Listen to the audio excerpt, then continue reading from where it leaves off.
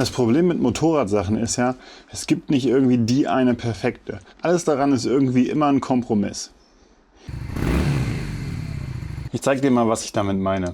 Hi, ich bin Bennett und das hier ist die perfekte Motorradjacke.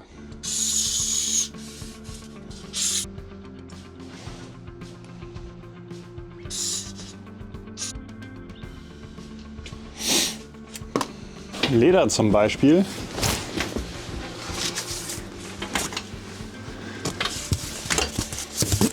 Leder ist total mega, was den Schutz angeht.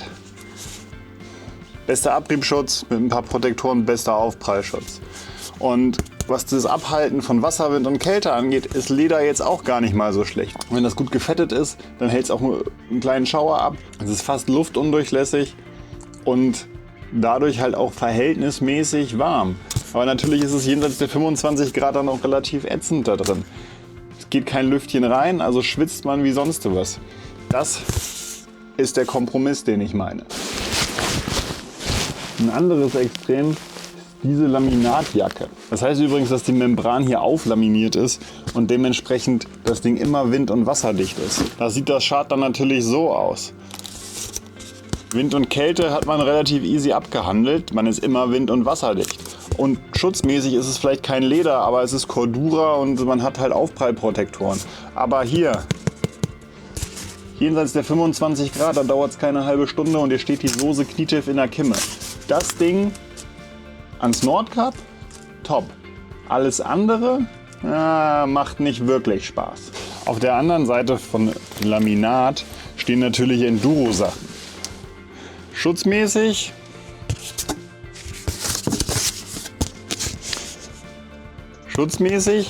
ist da nicht so richtig viel zu holen. Klar, Aufprallschutz haben die alle und man ist Offroad-mäßig sehr gut geschützt, aber die meisten Klamotten dieser Art haben halt überhaupt keinen Abriebschutz. Luft, na klar, dafür sind die gemacht. Mega, 10 von 10. Aber Wind, Wasser, Kälte, gar keine Chance. Da bist du sofort bis auf die Unterhose nass. Und mit der hier gibt es eigentlich gar keine Kompromisse. Das hier ist die Halo Dry Star von Alpinestars. Ich muss immer noch mein eigener Sponsor sein. Also falls du Bock hast, schau doch mal auf bennetsmototours.com. Da findest du die GPX-Files zu fast allen meinen Reisen, Bildbände zu vielen Reisen und unter anderem auch Kalender, zum Beispiel für den hier für nächstes Jahr, mit 12 Bildern und dazugehörigen Geschichten für die kalte Jahreszeit. Warum hat diese Jacke jetzt für mich hier fast eine 10 von 10 in allen Kategorien? Abriebschutz hat das Ding wie jede andere Textiljacke auch, da braucht man sich keine Gedanken machen. Protektoren, Schulter, Ellbogen, Rücken kann man natürlich reintun. Man hat noch ein Plätzchen für einen Brustprotektor, wer das unbedingt will. Und natürlich kann man sich auch diese Alpinestars Airbag-Weste da drunter ziehen. Dann kann man natürlich Brust- und Rückenprotektor weglassen. Bei Wasser, Wind und Kälte muss man sagen, wenn hier alles zu ist, dann ist das Ding relativ winddicht und hier zieht kaum irgendwas rein. Der Riesenvorteil hier ist nämlich, hier hat den Reißverschluss seitlich und dadurch hat man hier vorne natürlich so eine richtig fette Front, wo, wenn es zu ist, der Wind halt auch nicht durch irgendeine Ritze fliegen kann. Zum Wasserschutz braucht man natürlich so einen Gummibärchenüberzug. Den kann man aber überall nachkaufen. Den gibt es in höherer Qualität auch von anderen Herstellern, aber der mitgeliefert ist, hat mich bisher nicht enttäuscht.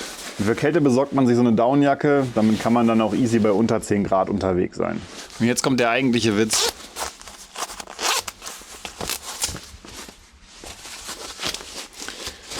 Zwei Handgriffe und ich habe hier vorne einen mega Lüftungsauslass.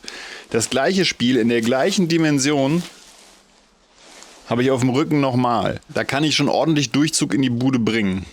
Das reicht aber meistens jenseits der 30 Grad jetzt auch noch nicht aus, dass man sich immer noch tot schwitzt und immer noch denkt, oh, was ist denn hier los? 5 Handgriffe später und die Ärmel sind ab. Und das ist für mich der absolute Gamechanger, weil jetzt ist auch hier bei 35 Grad absolut Durchzug in der Bude.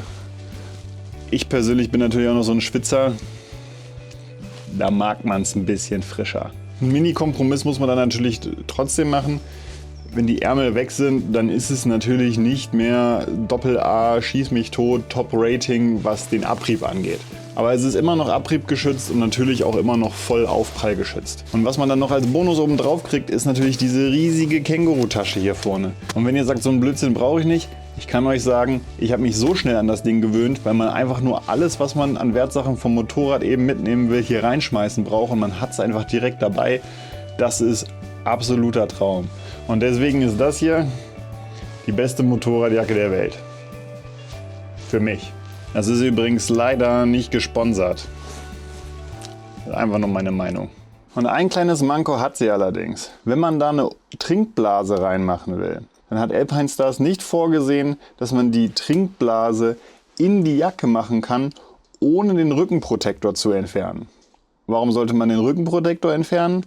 Naja, man soll sich halt die Airbag-Weste dazu kaufen. Dann brauchst du den Rückenprotektor nicht und dann hast du die Tasche für den Rückenprotektor für die Trinkblase. Einen Tod stirbst du, dann nehme ich halt meine Trinkflasche. Es gibt dazu natürlich auch eine passende Hose. Die habe ich jetzt nicht, weil dazu braucht man irgendwie italienische Modelmaße von der Taille. Ich habe eine Touringhose von Held, die passt farblich dazu. Die hat jetzt nicht ganz so viel Luftdurchlässigkeit, aber das hat eine Hose jetzt meistens sowieso nicht, wenn man nicht die ganze Zeit im Stehen fährt. Das Ding ist super, normal abriebgeschützt, normal aufprallgeschützt, hat Einlassschlitze, Auslassschlitze. Was ich nie wieder bei einer Motorradhose missen möchte, sind solche Seitentaschen. Da kommt man auch mit Handschuhen schnell mal an irgendwas ran, was man hier jetzt drin hat. Wenn man jetzt ein Perso braucht oder die Kreditkarte an der Mautstation, dann sind diese Taschen absolut Gold wert. Das Geilste an dieser Hose ist eigentlich nicht die Hose selbst, sondern der dazugehörige Regenüberzug. Der ist nämlich nagelneu und hat eine 40.000er Wassersäule.